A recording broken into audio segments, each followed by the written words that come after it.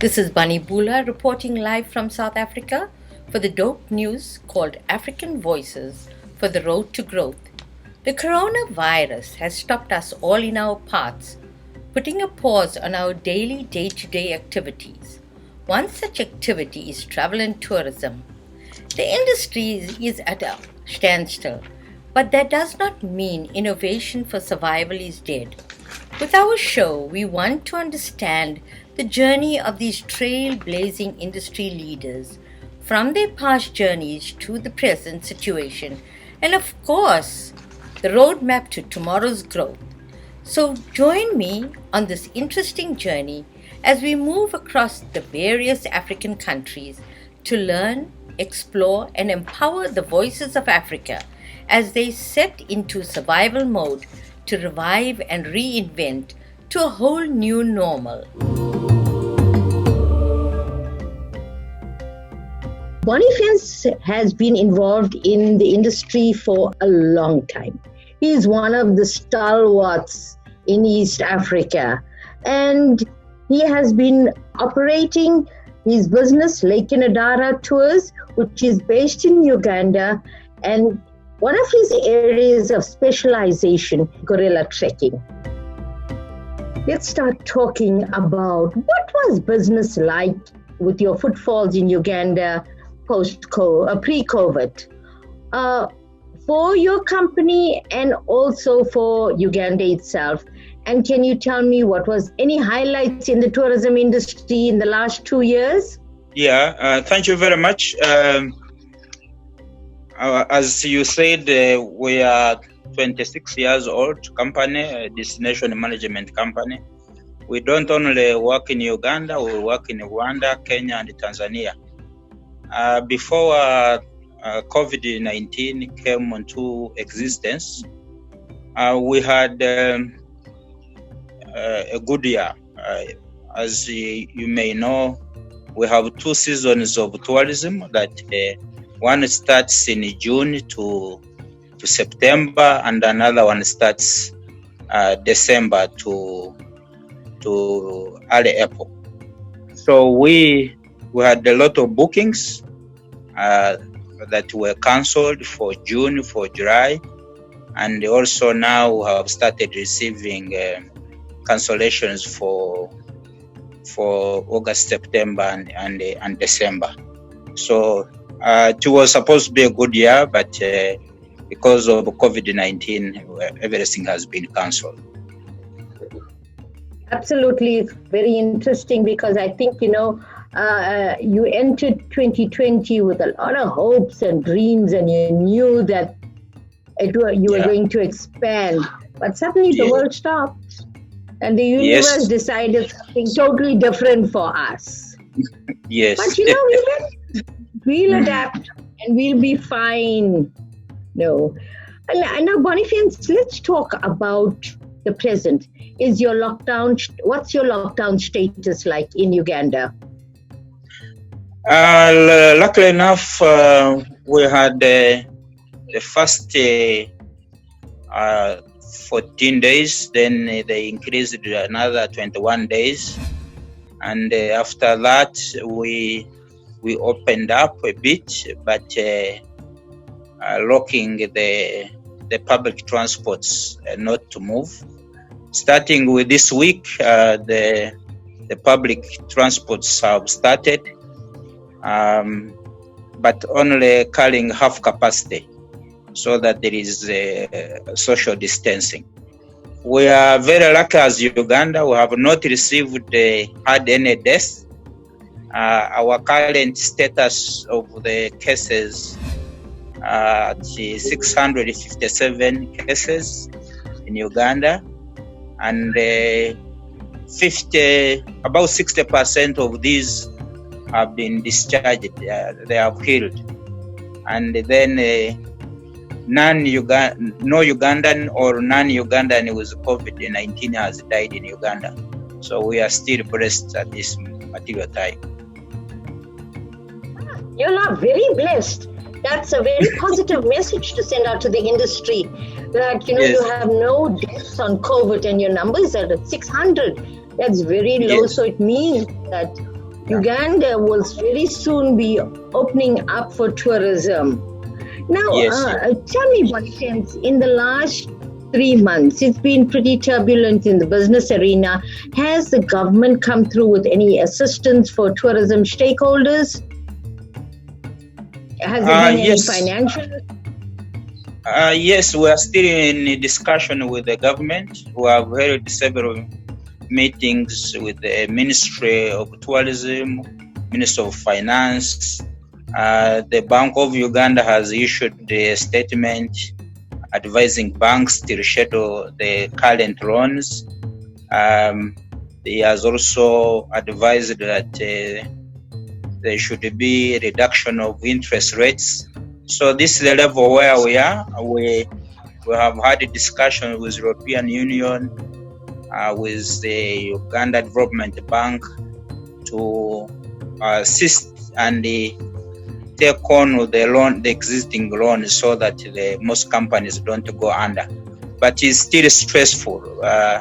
Nothing has been agreed upon, but these are positive steps that we have had, which have been taken. So we are hopeful that it will work out.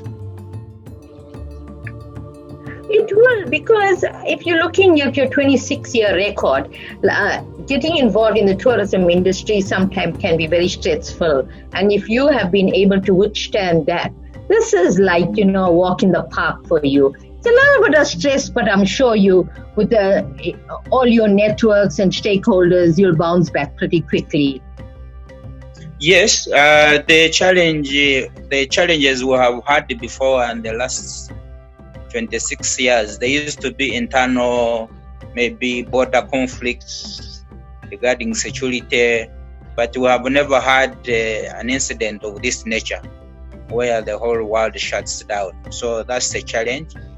We are still in contact with the people in our source markets to see how they can reschedule the safaris to 2021. That's what we hope, that by that time things will have worked out. So, but this is the position at the moment. Right. No. All right, Bonifence, let's now look into the future. I need you to put on those smart glasses that will show you what the future will look like for yourself. What do you think travel is going to be like post-COVID? I think it will be very expensive because social distancing is a big issue for the flights. But what I see that there will be a reduction in group travel. So the tailor-made safaris of 4 people will be the most popular safaris. That's what I think. And also, in terms of conservation, as a conservationist, there will be less pollution in some of the ecosystems around the world. That's what I think, because there will be less population visiting. So there will be a reduction in what we call mass tourism. Now, does Uganda generally have mass tourism? No, we don't have. That's why people who come to visit mountain gorillas, the chimpanzees, as we are known to be the famous primate destination, we limited the number of the people that visit per day. Like for gorillas, only 8 people, 8 tourists visit the one group of mountain gorillas. So we already restricted our product. So I think that will be our catch, where people are not. We and the other destinations around Uganda, we have forests, so we really mind about the footsteps of the tourists that visit. So I think we have a pristine product that people will enjoy after COVID-19. Absolutely, and considering that your numbers for entering the gorilla sanctuaries have already marked at 8, which is a perfectly good enough size for accommodating all COVID-19 restrictions or precautions. And now when people would be going into the gorilla safaris, what kind of security and safety protocols are you putting into place to give people the peace of mind that they will be fine? Yes, already the rangers, or what we call the trackers that track gorillas, have already been introduced. And even before the COVID-19, we had social distancing to see the gorillas, which is by law or mandatory to stay a distance of 8 meters away from the gorilla. So with this COVID-19 coming into play, all the rangers have got masks, and every tourist who will be visiting gorillas must have a mask, including the chimpanzees. So already that, as if we had known that COVID would come, we had already put in place social distancing even before COVID came.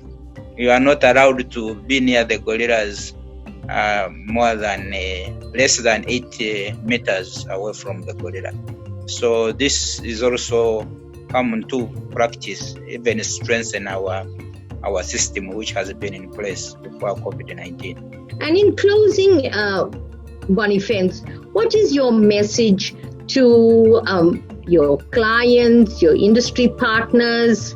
I would encourage that the tourism practitioners should remain strong, because this will come and end, and continue being present in the social media, informing the world that the product is still available rather than keeping quiet. And Uganda is still a virgin destination for tourists, and we have put in place all precautions to keep the gorillas safe, the chimpanzees safe, and the tourists at large safe. So I'm sure that very soon the world will open up, and Uganda should be a destination to go. Thank you very much.